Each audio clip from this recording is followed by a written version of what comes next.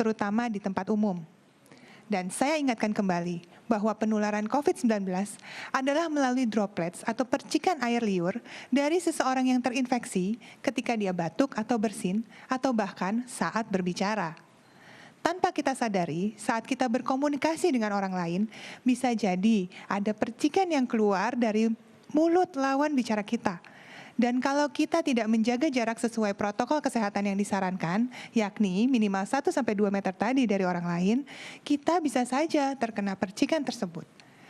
Yang tentunya tidak ada yang sengaja, tapi kemudian bisa menularkan COVID-19. Apalagi kalau orang yang kita temui itu tidak kita ketahui status kesehatannya secara pasti. Maka sebaiknya dalam masa pandemi ini, physical distancing itu kita harus terapkan dengan baik. Apa sih sebenarnya physical distancing itu? Jaga jarak dan jangan dulu bersentuhan fisik, seperti berjabat tangan, berpelukan, salam pipi, cium tangan, bahkan berbisik-bisik sekalipun. Saat ini sebaiknya itu semua dihindari, dan berbagai kontak fisik lainnya dengan orang lain. Ingat, banyak sekali loh orang yang tanpa gejala yang terkesan sehat, tapi dia membawa virus tersebut. Kemarin saya sudah memaparkan bahwa virus SARS-CoV-2, si penyebab COVID-19 ini, dapat bertahan di beberapa permukaan benda selama beberapa waktu. Nah, bisa saja virus ini kemudian menempel secara tidak sengaja di tangan kita, akibat kita menyentuh barang-barang yang ada virusnya di permukaan tersebut. Nah, kalau kita kemudian bersentuhan dengan orang lain, maka penyebaran virus tersebut bisa makin masif, makin luas. Dengan menjaga jarak aman dan physical distancing, terutama ketika kita tidak menjenguk orang yang sakit atau mengunjungi orang-orang yang rentan, itu sangat penting untuk diterapkan. Mari kita biasakan untuk menjaga diri, tidak memegang anak-anak kecil, apalagi bayi, kalau kita bukan orang tuanya. Kita sempat bacakan ada sebuah berita yang mengabarkan bahwa ada bayi yang positif COVID-19 yang diduga tertular dari penjenguk, yang tentunya masuk kategori orang tanpa gejala. Praktik baik dari belahan dunia lain yang saat ini mulai menunjukkan keberhasilan untuk membendung penularan COVID-19, paling tidak untuk sementara ini adalah negara sahabat kita, yaitu Jepang. Menurut salah satu peneliti Pusat Penelitian Kewilayahan Lembaga Ilmu Pengetahuan Indonesia atau LIPI, Jepang itu tidak menerapkan lockdown atau karantina wilayah seperti beberapa negara lain, tetapi memberlakukan deteksi dini terhadap kelompok rentan dan social conformity. Apa itu? Social conformity adalah permintaan dari pemerintah Jepang kepada warganya agar menghindari keramaian atau kontak dekat secara fisik dengan orang lain. Jadi menghindari bersalaman dengan banyak orang, kemudian menghindari agar tidak bertemu dengan banyak orang di ruang yang tertutup dan sempit. Dan anjuran ini sangat dipatuhi oleh banyak orang di sana. Jadi, social conformity tidak lain dan tidak bukan adalah kepatuhan terhadap anjuran otoritas kesehatan atau pemerintah. Mereka yang patuh dan disiplin mematuhi anjuran, selama ini ada hashtag di rumah saja, dan menaati PSBB, termasuk kelompok ini. Untuk itu, kami berterima kasih banyak karena merekalah yang berjasa menurunkan angka penularan di beberapa daerah, termasuk DKI Jakarta, di bawah rata-rata 1. Para dokter di rumah sakit di Taipei itu pun juga membuat sistem pemantauan pasien tanpa kontak. Sebenarnya tujuannya adalah untuk mengurangi resiko terpapar virus bagi dokter dan perawat yang merawat pasien COVID-19. Karena menurut Kementerian Kesehatan Republik Indonesia, orang yang paling beresiko tertular adalah orang yang kontak erat dengan pasien, termasuk mereka yang merawat pasien COVID-19. Ingat kembali bahwa ada yang namanya masa inkubasi, yakni masa di mana seseorang itu terinfeksi dari mulai masuknya virus tersebut ke badan sampai dengan munculnya gejala penyakit pada tubuhnya. Masa ini bervariasi antara 2 sampai 14 hari. Artinya, bisa saja ada orang-orang yang terinfeksi tapi tidak atau belum menunjukkan gejala atau menunjukkan gejala yang sangat ringan yang membuatnya masih bisa beraktivitas seperti biasa. Jadi mulai sekarang, perhatikan cara kita berinteraksi dengan orang lain. Hindari kontak fisik, ingat jaga jarak. Tapi pencegahan lainnya juga tetap harus dijalankan. tetap pakai masker dengan baik dan benar, apalagi kalau terpaksa harus berdekatan dengan orang lain. Kemudian tetap cuci tangan dengan sabun dan air mengalir ya paling tidak selama 20 detik. Dan tentunya menerapkan protokol kesehatan lainnya. Seorang ahli penyakit menular berkata, ketika Anda mengulurkan tangan, Anda mengulurkan senjata biologis. Maka mari jinakkan senjata ini dengan rajin cuci tangan dan jadikan alat kebajikan tangan yang menjadi alat penolong, melindungi orang lain dari COVID-19. Ketiga, perilaku bersih dan sehat yang tadi sudah saya jabarkan adalah bentuk adaptasi kebiasaan baru yang saat ini sering kita dengar dan hanya akan berhasil membantu kita produktif apabila kita jalankan dan laksanakan dengan disiplin dan bersama-sama.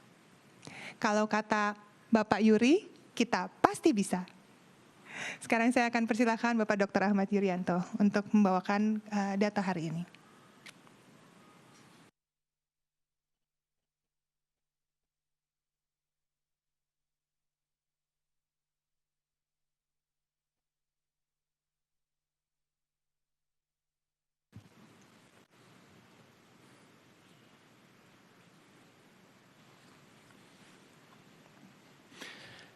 Terima kasih Dr. Reza. Saudara-saudara selamat sore.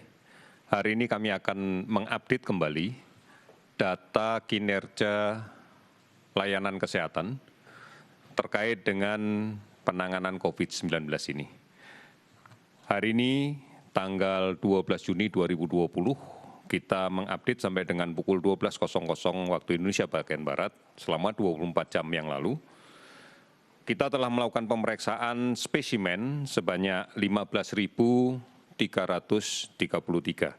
Artinya ini sekarang sudah menjadi 478.953 orang.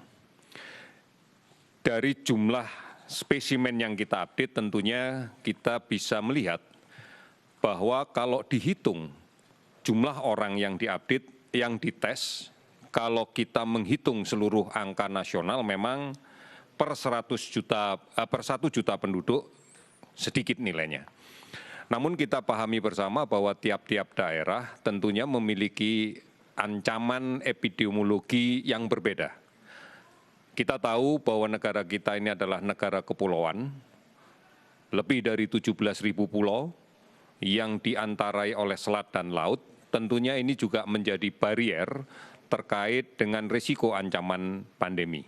Oleh karena itu, tidak memiliki ancaman yang sama dari satu pulau ke pulau yang lain, dari satu komunitas ke komunitas yang lain. Kalau kemudian ini dibandingkan dengan negara lain, misalnya kita menghitung keseluruhan wilayah Korea misalnya, maka kita tahu Korea adalah negara daratan. Kita lihat bahwa per 1 juta penduduk yang dilakukan pemeriksaan, dilakukan tes adalah 20.810. Kemudian kalau kita lihat Malaysia, 19.120. Kalau kita lihat Vietnam, 2.827. Namun jika kemudian angka ini kita analogikan dengan apa yang telah dilakukan oleh pemerintah daerah DKI, maka kita lihat bahwa per 1 juta penduduk di DKI, pemeriksaan sudah dilaksanakan sebanyak 17.954 orang. Artinya angka ini sebenarnya tidak kemudian mengesankan bahwa kita tidak menangani dengan baik. Ini semuanya adalah realisasi dari amanat yang sudah diperintahkan oleh Presiden untuk melakukan pemeriksaan secara masif. Ini data-data yang bisa kita dapatkan. Persoalannya adalah tidak mungkin seluruh wilayah tanah air dengan kepulauan yang demikian luas, kita analogikan dengan negara yang hanya dalam satu daratan. Dengan jumlah penduduk yang relatif sedikit dan dengan jumlah penduduk yang lebih sedikit dibanding dengan tanah air kita.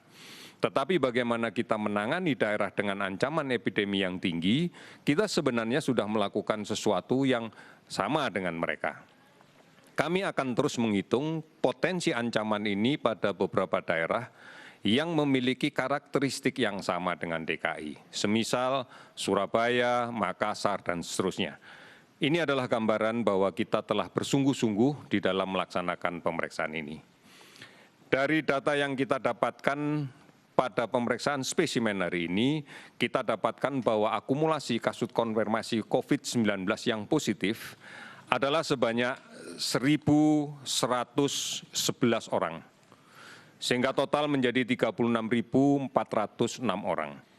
Kalau kemudian kita lihat sebarannya, maka angka ini didominasi oleh penambahan kasus satu di Provinsi Jawa Timur sebanyak 318 kasus, namun juga pada saat yang bersamaan melaporkan bahwa yang sembuh adalah 72 orang.